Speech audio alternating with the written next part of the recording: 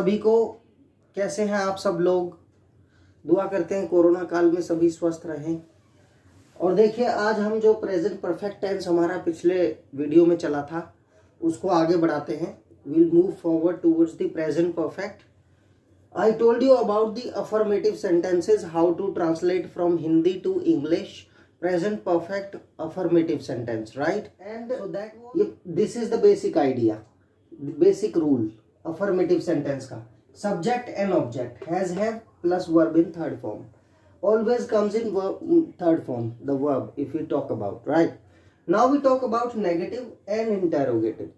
Negative and interrogative, that's very simple. We have already studied about how to translate a sentence into negative and interrogative. There are two kinds of interrogative sentences. We can answer them in yes and or no, and interrogative number 2, we cannot answer them in yes or no. We have to give an explanation. Suppose if I say, अगर मैं कहता हूं कि क्या आप अपने घर पर हो, yes or no, you can answer in yes or no. Interrogative number 2, आप अपने घर पर कब तक हो, then we cannot say yes or no. We have to give an explanation. हमें explanation देना पड़ेगा, right? तो अब हम नेगेटिव की बात करते हैं, जिसमें no, not, never और ने शब्द NAY, ने, ये मोस्टली ऐसे ही स्लैंग्स में यूज होता है। यूएस लैंग्वेज में we specially talk about no, not and never, right? NEVER. Now see, has, have के बाद ही नो, नॉट और नेवर आ जाएगा, यानी कि subject rule for negative sentence, subject plus has और हैव प्लस नो, नॉट और never, and any of them, right? और ईदर ऑफ देम। हम ईदर का यूज कैसे करते हैं?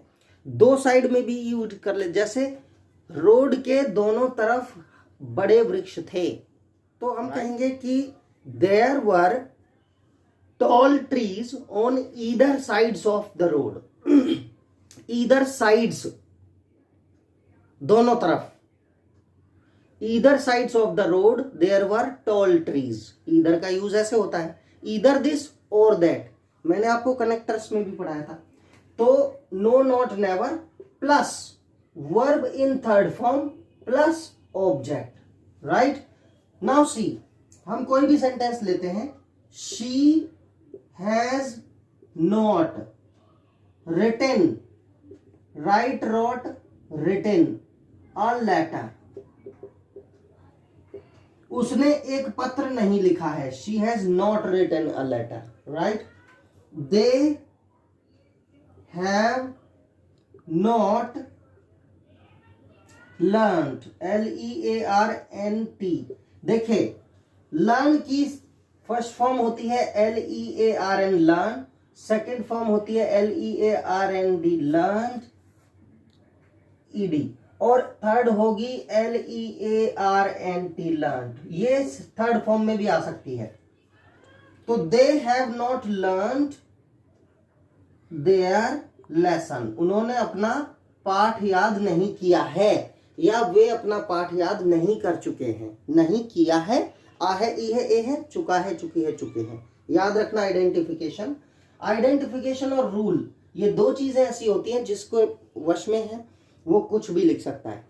Okay, now the children plural है, तो हैव नॉट और नेवर का use, have never seen this dog. Okay, तो बच्चों ने इस कुत्ते को कभी नहीं देखा है, या बच्चे इस कुत्ते को कभी नहीं देख चुके हैं। Both are same. Never, how to use never, that's very simple to use. Now we'll talk about interrogative. Suppose if we say, क्या बच्चों ने कभी इस कुत्ते को नहीं देखा है क्या? Interrogative number 1। तो मुझे पता है कि सब जानते हैं।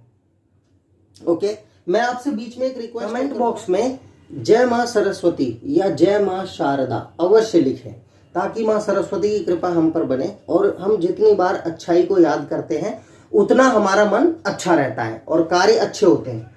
तो देखिए, और प्लीज सब्सक्राइब करें और अच्छे कार्य को आगे शेयर भी करें, क्योंकि अच्छी चीजों को अपने पास समेट कर रखना एक अच्छे इंसान की आदत नहीं होती। अच्छा इंसान चाहता है कि अच्छाई सारी दुनिया में फैले, राइट? इससे सबका भला होता है, हमारा भी भला होगा, आपका भी भला होगा और दूसरों का भी भला होगा।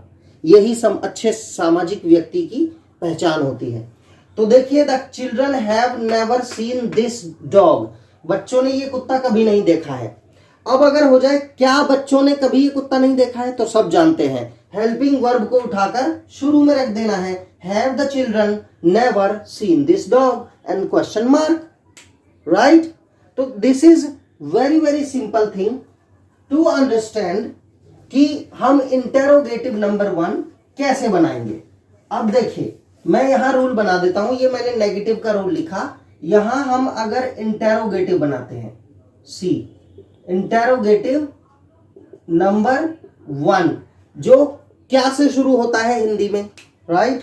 तो उसमें ये जो हेल्पिंग वर्ब है ये शुरू में आ जाएगी, यानी कि हम ये रूल लिख देंगे, यहां से मिटाओ और यहां लिख दो हैज और have plus subject plus all this,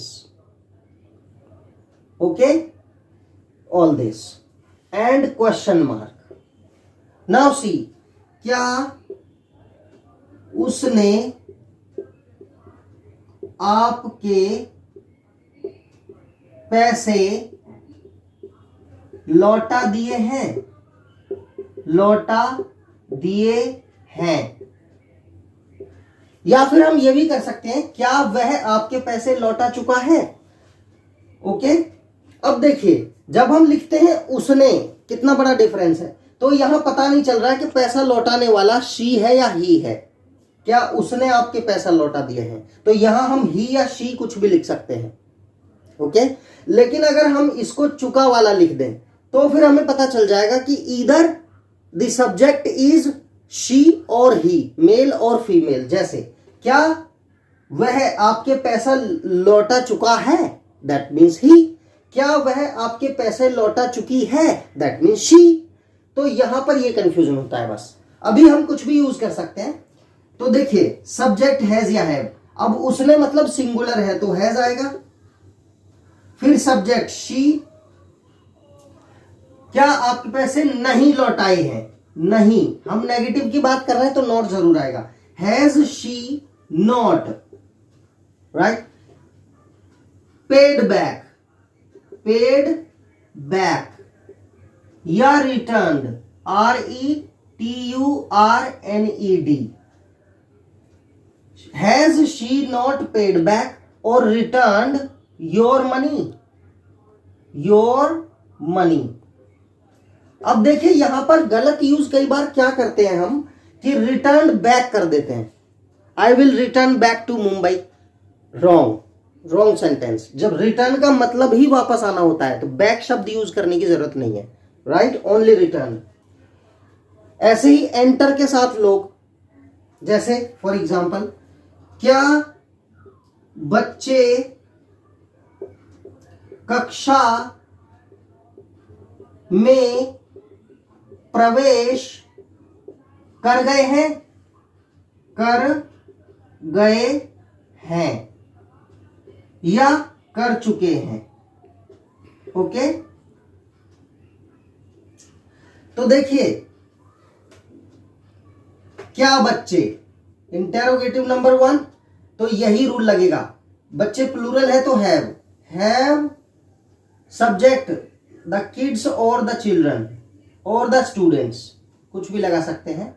have the students, have the kids, have the children entered, ENTERED, third form, entered the classroom, okay, entered the classroom. Have the children entered the classroom. कई लोग क्या करेंगे, have the children entered in the classroom, that's wrong. यहां पर वो preposition नहीं आएगा, सिर्फ एंटर्ड वर्ड मेन वर्ब की थर्ड फॉर्म आ गई, दैट्स इनफ। ओके, इसका मतलब ही प्रवेश करना होता है, अंदर प्रवेश करना। Okay, so this is interrogative number 1। Now if we talk about interrogative number 2, that also everyone knows. तो हम जो इंटेरोगेटिव वर्ड इस सेंटेंस के बीच में आएगा उसकी शुरुआत में ही स्पेलिंग लगा देते हैं। जैसे उसने आपके पैसे कब लौटा दिए हैं या कैसे लौटा दिए हैं, तो यहीं पर हम हाउ लगा देंगे इंटेरोगेटिव वर्ड।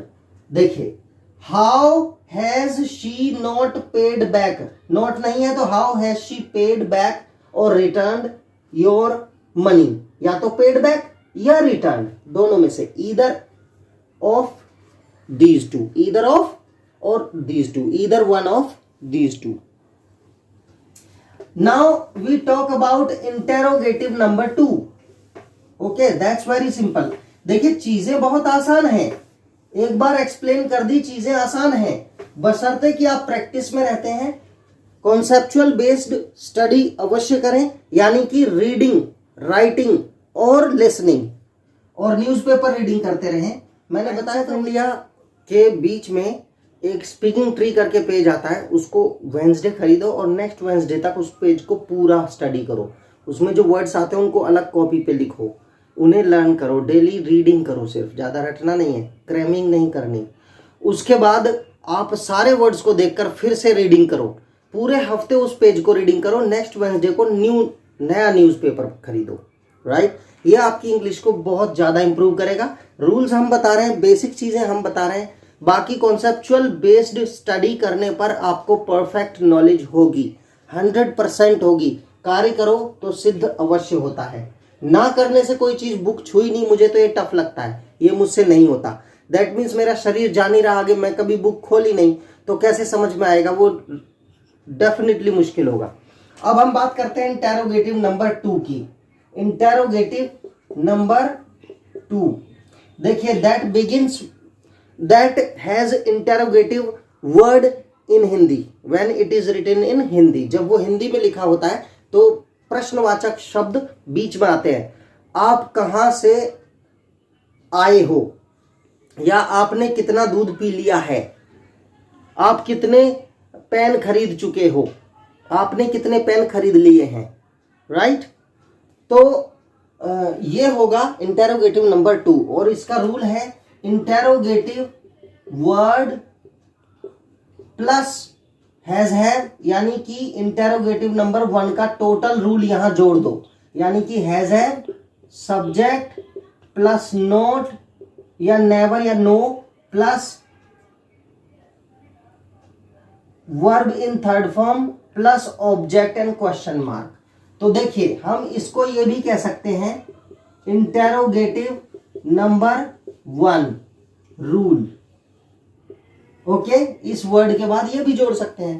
तो आपने कितने पेन खरीद लिए हैं। नाउ सी, कितने पेन, कितने मतलब हाउ मेनी, मैंने बताया था हाउ मेनी, हाउ मच और विच के साथ आस्क्ड ऑब्जेक्ट जुड़ जाता है, आस्क्ड ऑब्जेक्ट जुड़ जाएगा। अब कितने के साथ क्या पूछा जा रहा है, पेन, तो हाउ मेनी पेन्स, काउंटेबल है तो हाउ मेनी आएगा, अनकाउंटेबल है तो हाउ मच आता है। तो how interrogative word, how many pens, subject you, आप मतलब यू प्लूरल है तो हैव आएगा, हैव, फिर सब्जेक्ट यू, बॉट, BOUGHT, बाय का देखिए BUYBOUGHT बॉट एंड BOUGHT bought. Maximum first second third में आपको फॉर्म्स बता चुका हूं। Okay, that's the common idea. How many pens have you bought, okay, from the market today, right, कुछ भी लिख दो। एंड वह 2 वर्ष, वह 2 वर्ष कहाँ, वह 2 वर्ष कहाँ रह चुका है, वह 2 वर्ष कहाँ रह चुका है। तो देखिए कहाँ की इंग्लिश पहले आएगी, वेयर इंटरोगेटिव वर्ड हैज या हैव, वह सिंगुलर है तो हैज आएगा। Where has he lived, live का third form, where has he lived for past 2 years, past 2 years। या where has he lived 2 years, where has he lived 2 years, question mark. So this is the common rule. क्या बारिश हो चुकी है, has it rained, has it rained, क्या बारिश हो चुकी है। वाई हैज इट रेन्ड, बारिश क्यों हो चुकी है। So these were the simple translation. Perfect tense, continuous tense, ये बहुत सिंपल होते हैं। Thank you so much for being with us. Practice करें, शेयर करें, सब्सक्राइब करें। Have a great day. जय मां सरस्वती।